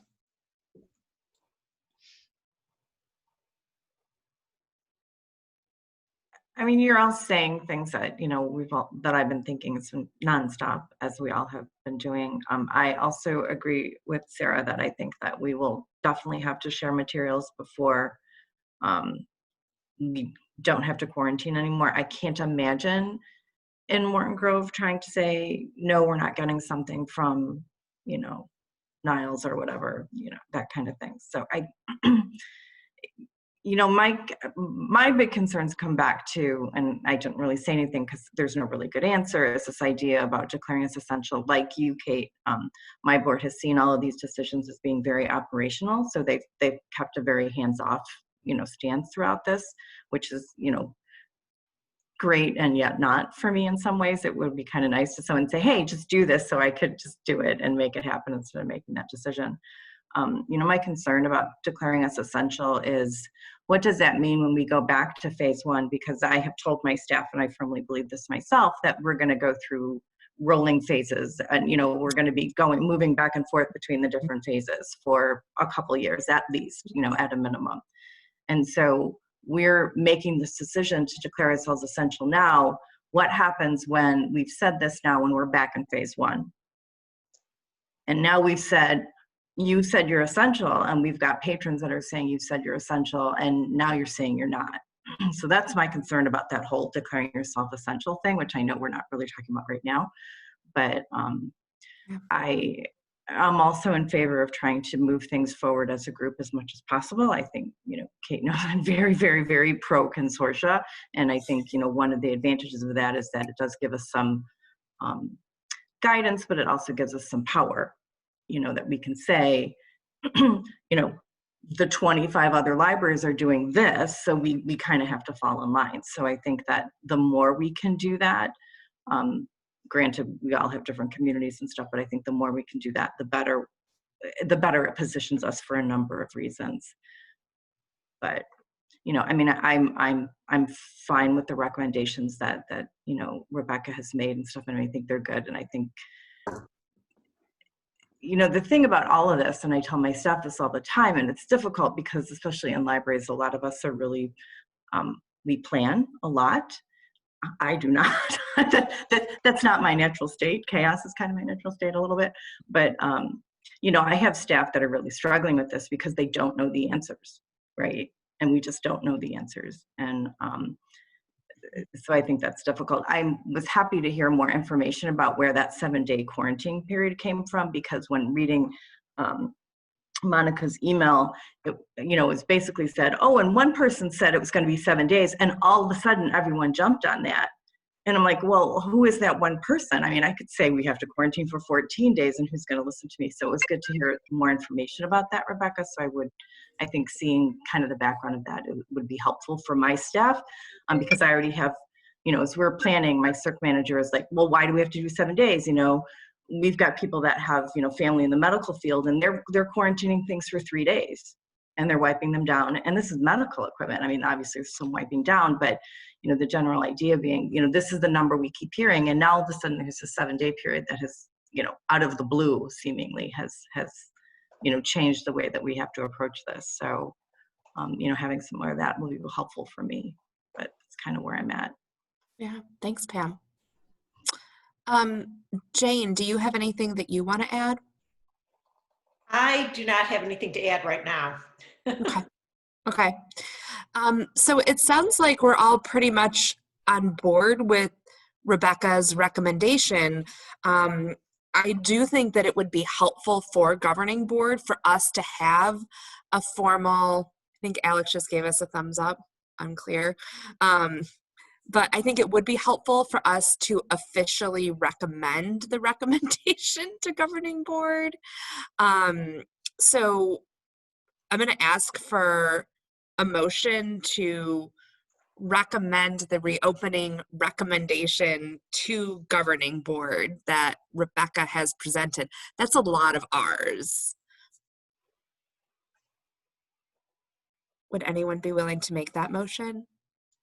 Can you, I'm sorry, I'm trying to follow in the packet. I'm trying to stay on exactly which recommendation we're looking at. Can you We're looking at the pages 15 to 19 recommendation from Rebecca, the reopening recommendation. Right. That outlines the 5 questions, but in a slightly different order this time. Right. So you're asking for a motion to just accept them all without going through each one? Did we? I mean, it sounded like everyone was on board with what the recommendations said. We can certainly go through each one. I still have some questions about not providing ILS support to libraries that offer, like, I don't know that I can get behind that recommendation. Okay. The other ones I don't really have any great concern about, but I don't know that I can get behind, you know, removing ILS support or restricting, or I don't even know what does not provide ILS support means exactly, to know that I can get behind that recommendation to go to governing board. That's a good question. So it would not be like turning off your access to the ILS. It would be like not making changes to support the service. So if in phase 2, someone was like, we're going to do, like, if this all passes, and in phase 2, someone says, we're going to offer this service, our board hasn't discussed it, it's not been declared essential, Rebecca, can you change our hold notices and add this language to the pack? We're going to say no. You would still be like, all of your settings would just stay as they currently are. And then it would be on you to decide how to proceed with that. So it would not be removing anyone's access or restricting access in any way. It would be just not providing additional support for that particular change. Okay. Unless the board has deemed it essential in an open meeting. I mean, I still, honestly, I may be in the minority on this, but I don't know that I can stand behind that. I fully understand that. And I'm seeing Andy nodding his head. What are other people's thoughts on this point? Andy. I agree with Sarah if Sarah's saying that we should probably take these recommendations one by one, because I think there are some individual concerns about some of the recommendations. I think, and Sarah, I'm going to speak for you, sorry, but I think we're very clear that what we're doing here is for the greater good. But I think, as Sarah may be indicating, there is some individual concern.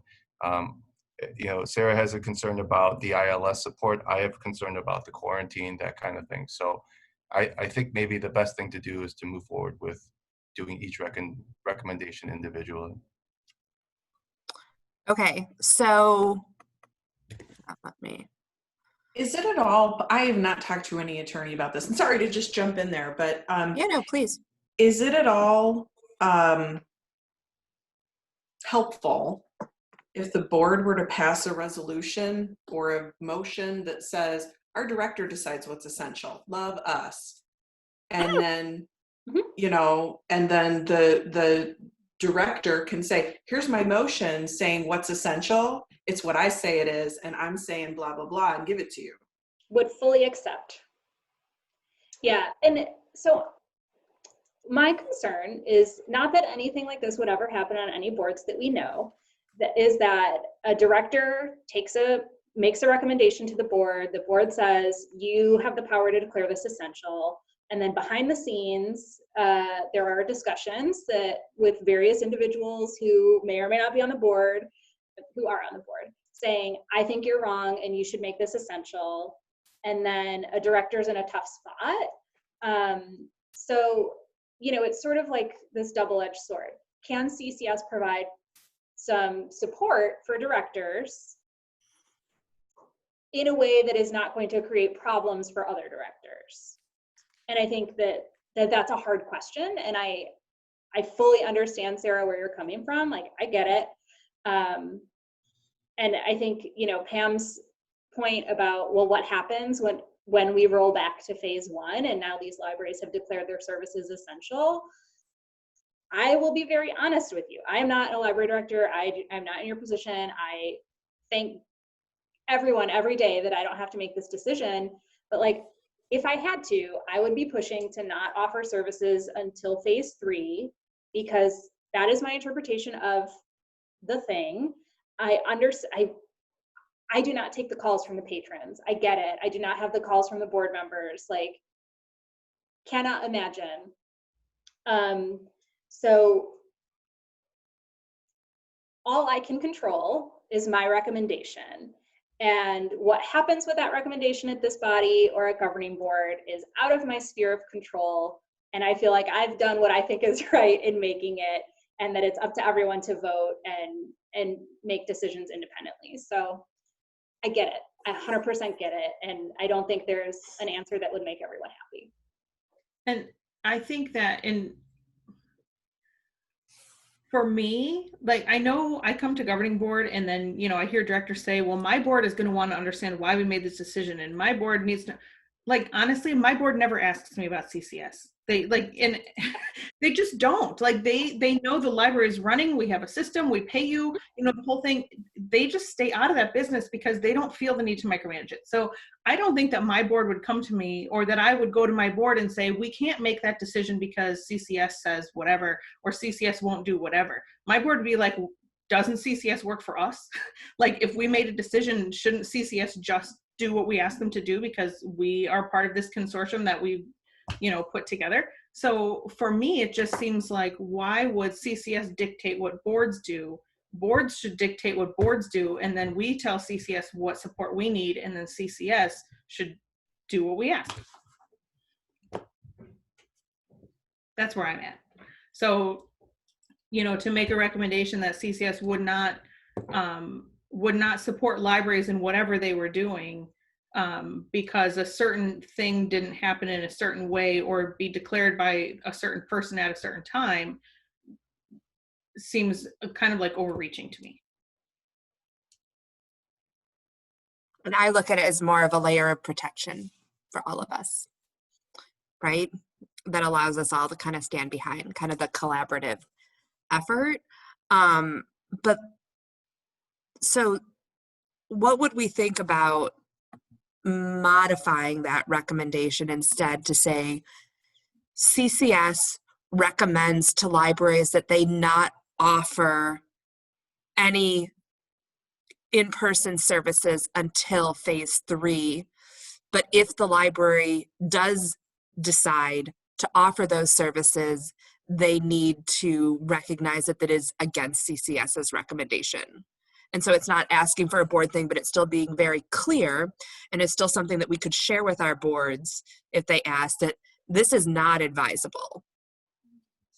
As long as CCS could still provide ILS support if libraries asked for it, then I could absolutely stand behind that recommendation. That CCS would say, this is what we recommend libraries do. And if you do something outside of our recommendation, you understand you are going against the CCS recommendation. I could absolutely stand behind that.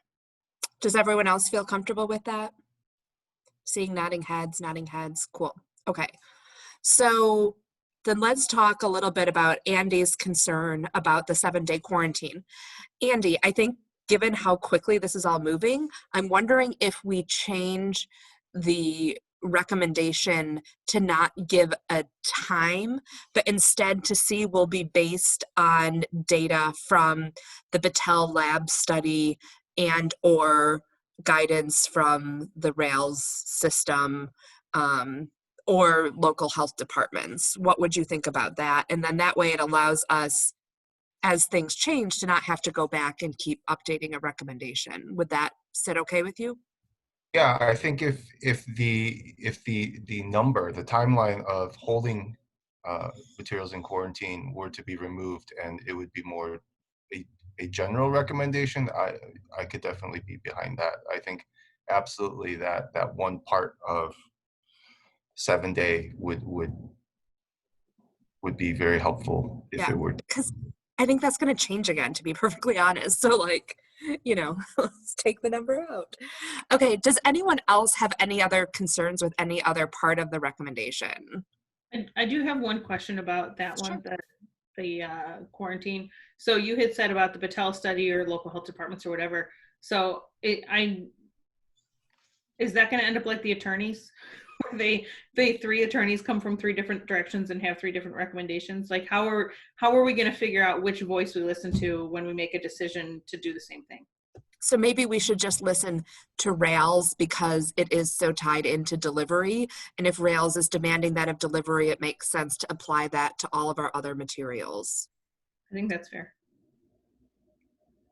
That's a really good point, Sarah. I just don't want to come back to a meeting and have somebody be like me and say, well, my health department says only 3 days. Yeah. No, yeah. So we just go based on Rails recommendation. That works. Oh, I have a Jane, yeah, please. side question. Does anyone know how Swedish libraries are handling their materials? Because Sweden never really went into lockdown at all. No. No. I mean, I guess the question would be, what's Italy doing? Somebody just shared with me something about what European libraries are doing. If I can find it, I'll. Oh, you know what? I should ask our professor who, we had some students from South Korea that came in January, and the professor from the university, I could ask her and see what they're doing. My CERC manager forwarded something to me yesterday as we've been talking about this 3-day, 7-day thing. And I think Italian libraries are quarantine, or European libraries, I'll have to go back and look at it, are quarantine things 7 to 10 days at least. Okay. So it is longer. I can try to find it and see what he sent me. That would be It is longer. The thing that I remember reading now was in the NSL, whatever we call ourselves now, directors, David Sullivan said information that his staff has received from colleagues in other countries, specifically some countries in Europe, is that some public libraries are quarantining materials for a minimum of 10 days to 2 weeks. Yeah. So, okay. Do we have any other? I don't know if that helps. Probably doesn't. I mean, right, it's a moving target. Yes. Do we have any other thoughts or questions on the recommendation? Can I just point something out to make sure that we're on the same page with what it means? Yes, I'm sorry guys, I have to just leave the room for just like 3.5 to 4 minutes, and I will be right back. We'll talk So while you're Rebecca, please elucidate. Okay.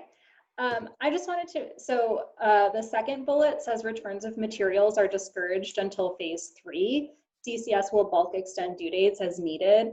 What I meant there, which I'm not sure everyone would be on board with, would be even if you're checking material out in a curbside situation, we would still be bulk extending your due dates until phase 3 when the travel restrictions loosen up.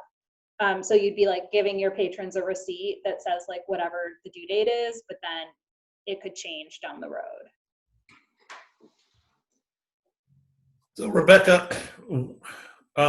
that's not considered, taking materials in is not considered a public service, right? That wouldn't be required a referendum or board approval, because my staff are really chomping at the bit to start taking returns, just because we have 10,000 items checked out, and we want to, the sooner we start, we want to flatten the curve, and so I don't think it's going to be done entirely independent of when we're looking to do curbside, but it's definitely going to be a couple of weeks before we do any kind of curbside service.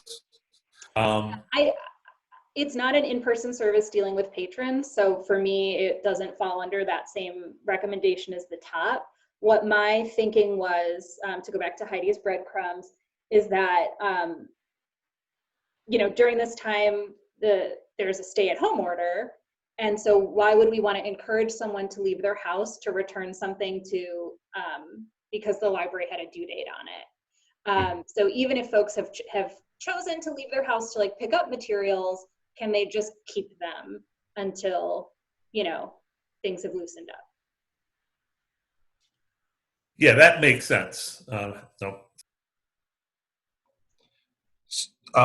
So we realized that after our first 2 days of doing curbside, that we felt that we went back to our standard loan periods for all items that were checked out, and then yesterday we had a discussion about how that probably was something we should have adjusted, and we talked about making sure that all materials that are checked out through curbside from this moment forward is extended and kind of reflects what CCS did in terms of the bulk due dates, bulk extension of due dates.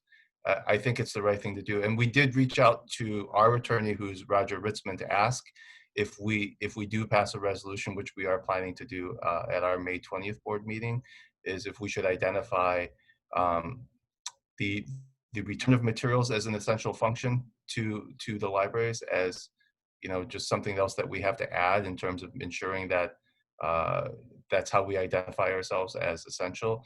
And he said, that could be put in. It's really at the discretion of the board if they want to do it that way. But he sees no objection. He had no objection to that being included in a resolution. It felt sneaky, but Yeah, I feel like the stay-at-home order already has provisions for like maintaining the physical plant and like protecting your inventory. So if people are like dropping stuff in book drops, you have to bring them in. So it's like, do it or don't do it. I don't know. Like, I know that libraries are already checking material in. Diane at Carey's emptying the book drop periodically. So it's a thing that's happening. When I'm saying I want to discourage returns, I mean, I don't want to encourage patrons to leave their house just to return a library book. I agree with that. I think, even when we start curbside service or returns, which I'll tell you, on Friday we had a solid plan in place, and by Monday morning it had exploded. Even when we allow for people to come check out at curbside, or we allow people to return their things, I support having that extended due date, because I don't want people to think they're required to return their things. If they're making the option to leave their homes, and which, I mean, if you drive anywhere, people are making the option to leave their homes. Like, places, honestly, to me, seem almost more busy than they were before. So if people want to leave their homes and return their things, then that's fine. But if they choose not to, I don't want them to feel penalized or pressured. I think, you know, keeping an extended due date is fine. And then people don't have to leave their homes.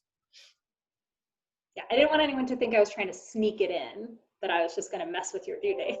No. I can't say honestly that my circulation manager will agree with me 100%, but I'm taking this one.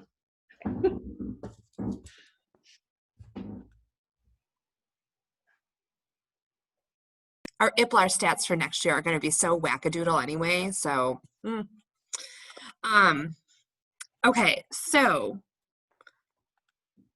I'm going to just put this out there. I would entertain a motion to accept the recommendation from Rebecca with 2 changes. One being that we remove the specific timing of quarantining items and instead put that we will quarantine based on guidance from Rails, and 2, that we will remove the requirement that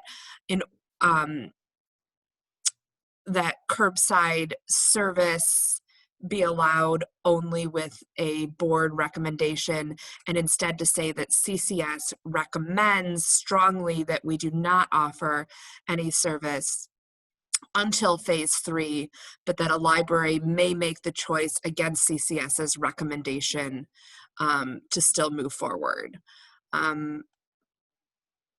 Would anyone be willing to make that motion? Can I read you what I have noted? Okay. So it says CCS strongly recommends that in-person services, including curbside and delivery service, begin resuming in phase 3. Any services active in phase 2 should be deemed essential by the library. So it takes out by the library board of trustees in an open meeting. Mm-hmm.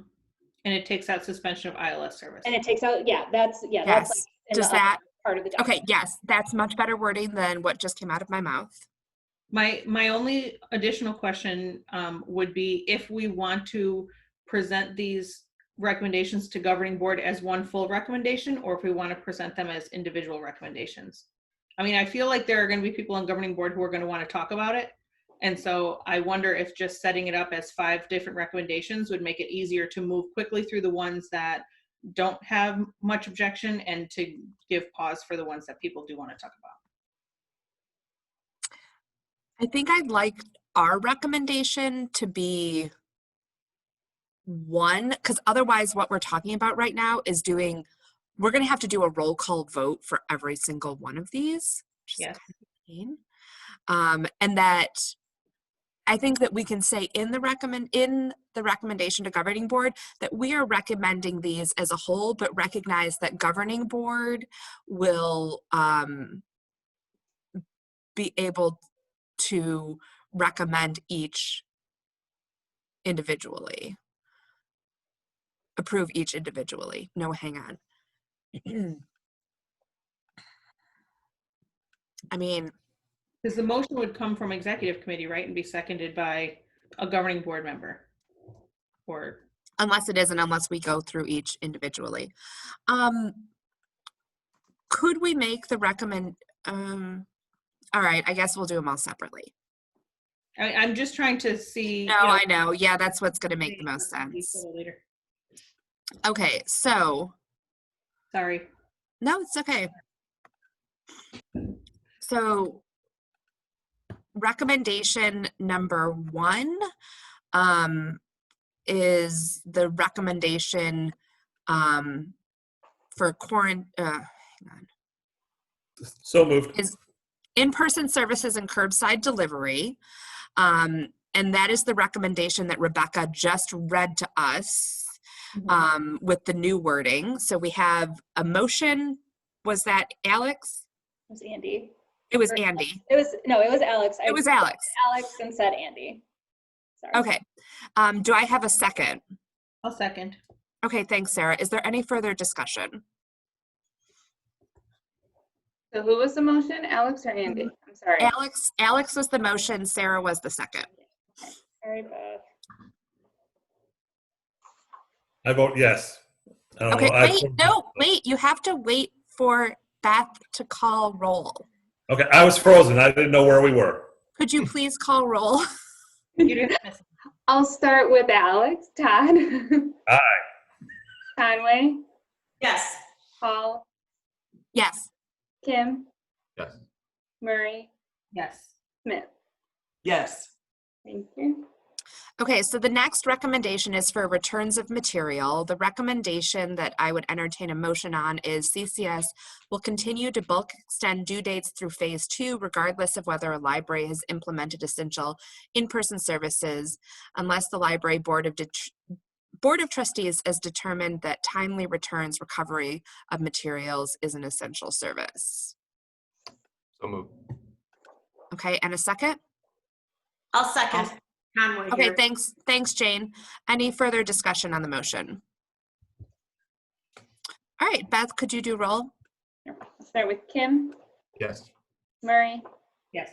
Smith, Yes. Todd, Aye. Conway, Yes. Paul. Yes. Thank you. Okay, so the next recommendation is on quarantining materials. CCS Libraries will follow a shared quarantine period as recommended by the Reaching Across Illinois Library System until the Northeast region reaches phase 4 or new research calls for a revision to either the length of the quarantine period or the phases in which it is required. The CCS overdue notice schedule will be adjusted so the first overdue notice is sent 7 days after the item is due to help account for the quarantine period. Do I have a motion? I have a question. Can we get a motion and a second? So And then I'll moved. Alex moved. Alex and a second. Heidi. Heidi second. Sarah, what's your question? Well, so it says first overdue notice sent 7 days after. Are we modifying that language also? Because if we quarantine for 7 days, we don't want to send a notice on the 7th day. Oh, good call. Okay, so I'm going to recommend that we modify the motion that is that the CCS overdue. Hang on, I need to pull up the CCS overdue notice schedule will be adjusted so that the first overdue notice is sent after the quarantine period after an appropriate amount of time after the quarantine period has ended. I'll allow it. Okay, thanks. Heidi, are you okay with the amendment to the motion? Yes. Yes. Okay, great. Any further discussion on the motion? Andy? So with the Rails recommendation, is that going to be, are we saying that we will adhere to that as so long as it's supported by data and the report from Patel, et cetera? Or are we saying just whatever comes from Monica and or Dee, that's what we're accepting? I mean, Rebecca, yeah. My recommendation is that we follow the recommendation. Well, so my original recommendation was that we follow the 72 hours or until new research calls for a revision.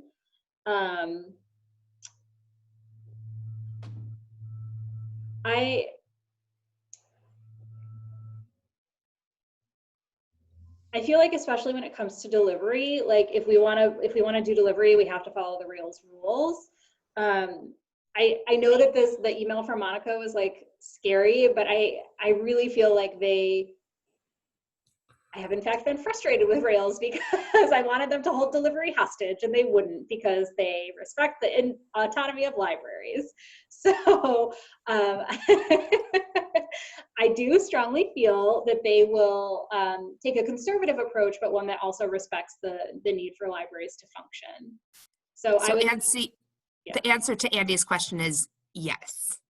We will go based on what Dee and Monica are recommending, hopefully guided by data and science and potentially their board. Okay. Sorry, tell me if this is overkill. Does that mean that the motion has to be, or the recommendation has to be modified to include that as saying that we will adhere to Rails's recommendations so long as data and reports are supporting that, or are we just saying?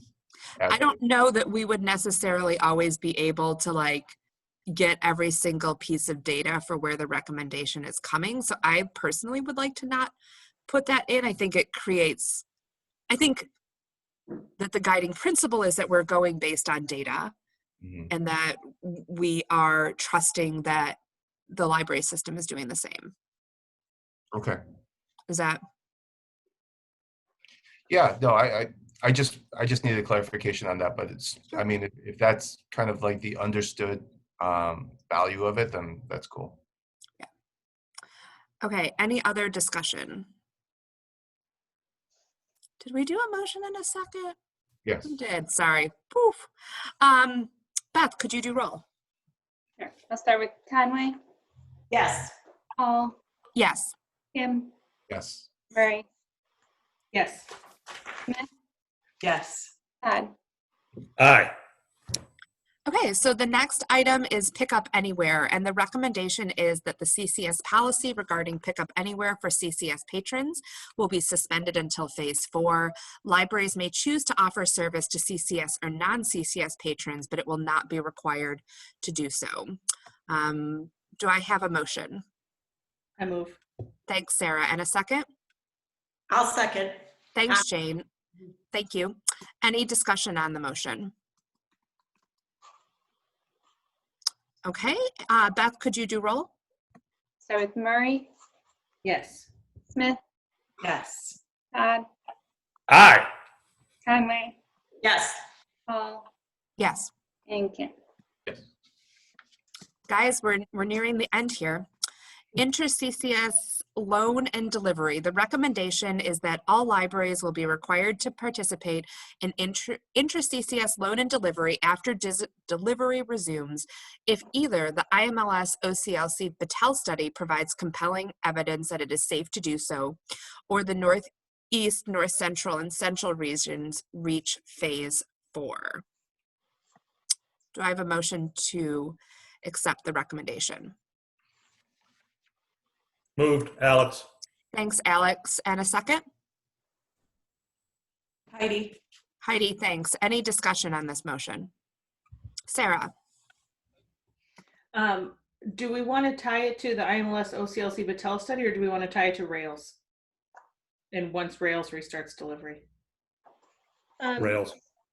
Well, so it was originally like when Rails restarted delivery, that was my original recommendation. But then after there was some discussion among Rails about what metrics they'd be using to restart delivery. What I had been saying before is that Rails was not going to start delivery until they were 100% certain that it was safe to do so based on data from the study. But because there is not going to be data from the study, probably when they restart delivery,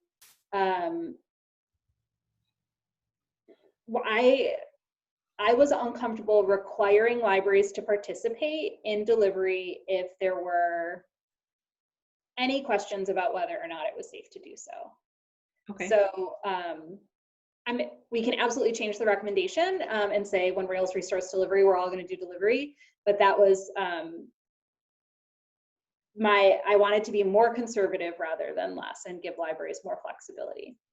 Do we have the mechanics in place to say Rails has restarted delivery, but Prospect Heights doesn't want to send their stuff out? So can we just flip some switches so that Prospect Heights keeps only their own stuff and everybody else's stuff moves around? Yeah, I mean, it's kind of a pain, but we can do it. Okay, is that something we want to do? No. I'm going to be in lockstep. Yeah, I say no. I say keep it consistent. If people want to make that case, then they can stand up and shout for themselves, but I don't want to include an exception already.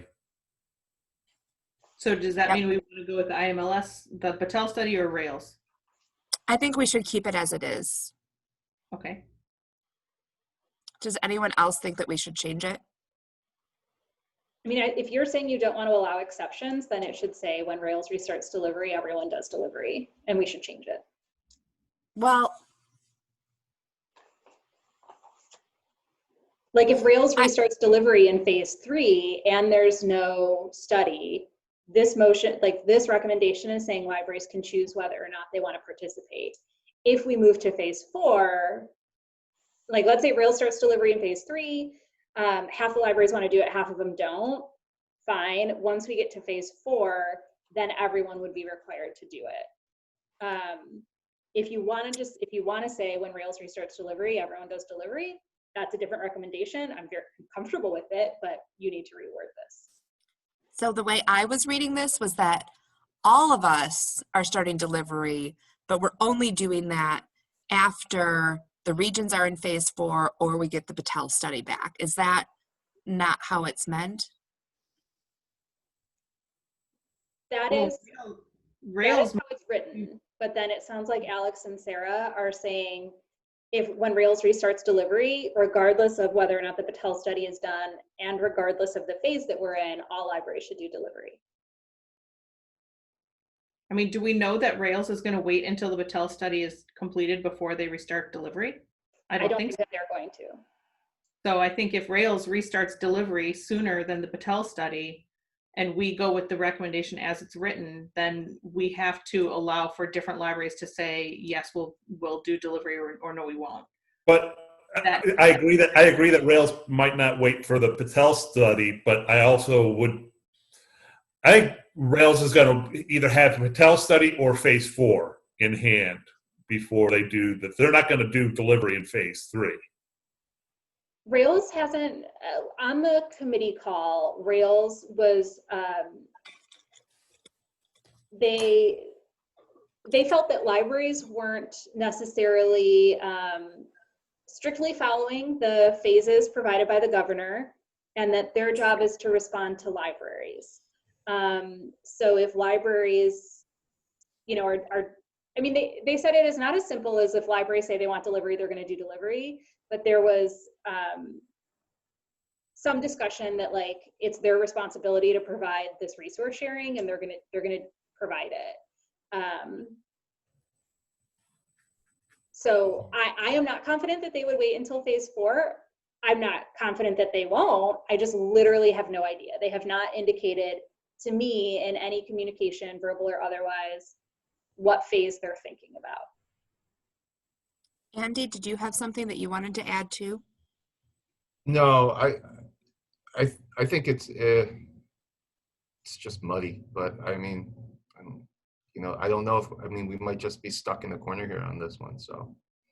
But I have nothing of value to add to this conversation, sorry. I like the way that the motion is worded right now, because I think it shows that we're waiting for the data. And even if Rails does restart delivery, if we are all saying that we're waiting until either the study or phase 4, then we won't have libraries going individually. I mean, that's a good thing. This motion doesn't say that libraries are required to wait until the study or phase 4. It doesn't, it is like deliberately written that libraries could opt in. Oh, and I keep reading it very differently. Okay, Alex, what are your thoughts? I'm going to call the question. I'm fine with it as written. If we want to make amendments, that's you know, I don't know. It seems, but okay. I made the motion as written, so I'm calling the question. So I'm going to read it one more time and then have Beth do roll. All libraries will be required to participate in intra-CCS loan and delivery after delivery resumes if either the IMLS OCLC Patel study provides compelling evidence that it is safe to do so, or the Northeast, North Central, and Central regions reach phase 4. See what you mean, Rebecca. Okay, Beth, could you please do roll? Conway, Yes. Paul, Yes. Kim, Yes. Murray, Yes. Smith, Yes. Todd. Oh yeah. Okay. All right. Yeah. Okay. We still have one more agenda item that One more agenda item. Yeah, right? Yeah. Okay, so scenarios for the future, Rebecca, I'd like us to table that until the next executive committee meeting. I have another meeting I'm supposed to be at right now, which I'm not at. But we do have an innovative update and Rebecca needs to share some information. I'm hoping that this will be quite quick. Okay. So in your packet on page 20, you've received a sample letter. So as you all know, Ex Libris acquired innovative back in December, and then in January, the purchase was approved by the FTC. But since then, my understanding is that a complaint has been filed, so the FTC has reopened the investigation, and that while they're still acting as though everything is like moving forward, there is a chance that the FTC could say, JK, we're not doing this anymore. Innovative has asked if CCS would be willing to send a letter to the FTC saying that we support the merger, and they have provided, at my request, I was like, well, send me what you want me to send us. They have provided a sample letter, which is in your packet on page 20 and 21. And I have said that I cannot just send this. This is a CCS decision. I have very mixed feelings about this. I am not super opposed to the merger, but I'm also not like fervently in favor of it, that I'd want to write to a government agency about it.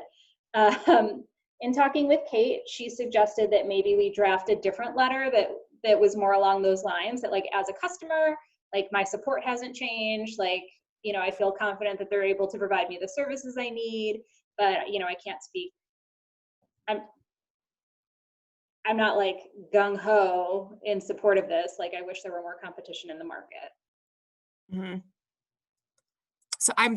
So basically what I think we should say is if they really want a letter, we can say, we provide excellent support. We think that they're a good company, but we have no feelings either way on whether the merger is a good or bad thing. We're neutral.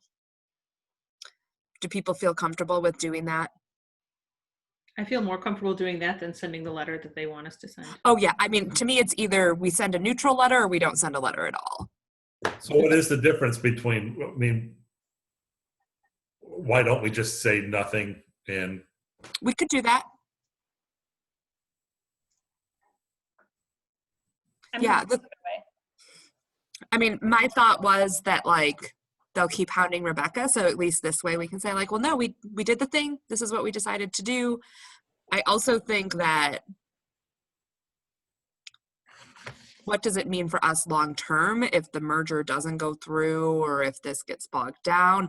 Like, we just want to ensure we're continuing to receive service. And I think if we just kind of phrase it that way, I'm fine with just not sending anything at all though. So our two options, option one is sending a neutral letter.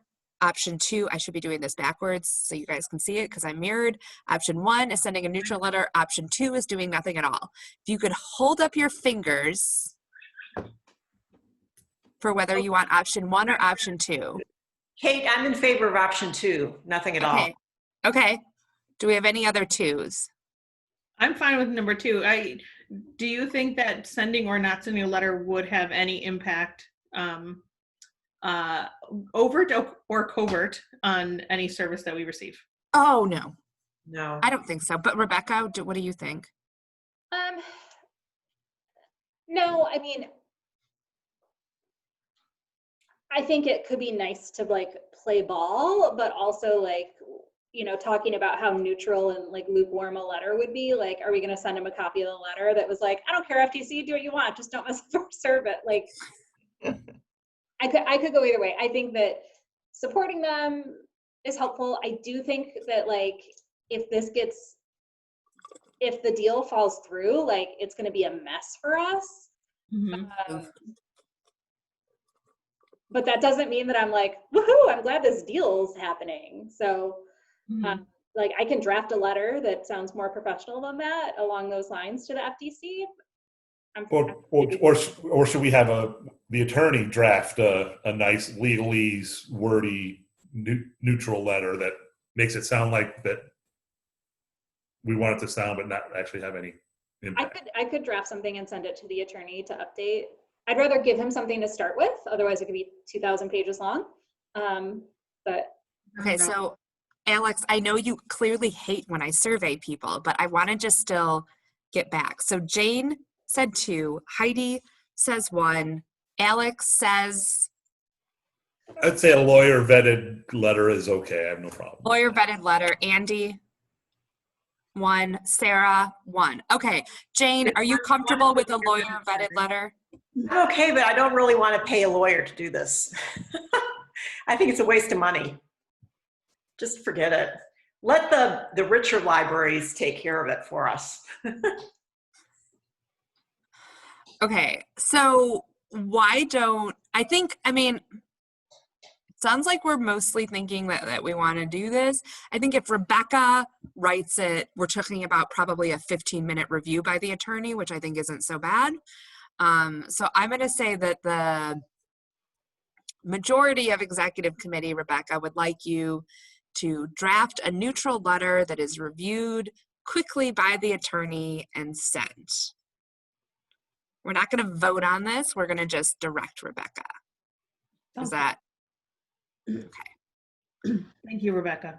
Okay, thanks.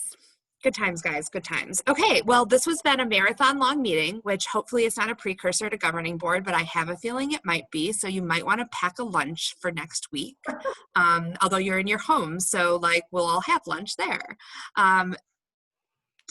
That brings us to the end of the meeting. Thank you guys all for the great discussion today, and we'll see you all in a week for governing board.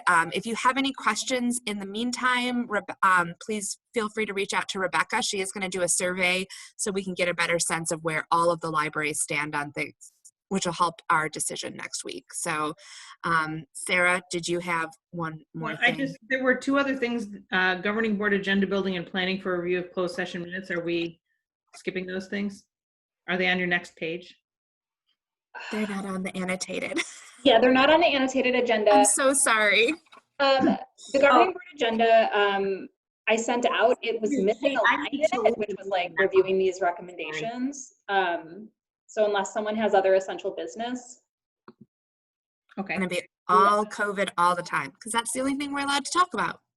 Yeah, and it was just a question of if you want to review closed session minutes in June or feel like that's not essential business. I don't think that that's essential. I don't think that's essential. Not for Agreed. the trouble that you have to go through to do it. Here, here. Yeah. Okay. Was there anything else on the agenda that isn't on mine? No, I'm sorry, Kate. I forgot that I didn't add those. That's my bad. I should have had the other agenda printed out too. Okay. So with that, I am going to declare the meeting adjourned at 12:13, and I hope you all enjoy the rest of this beautiful Wednesday. I'll see you all next week. Okay. Bye, Kate.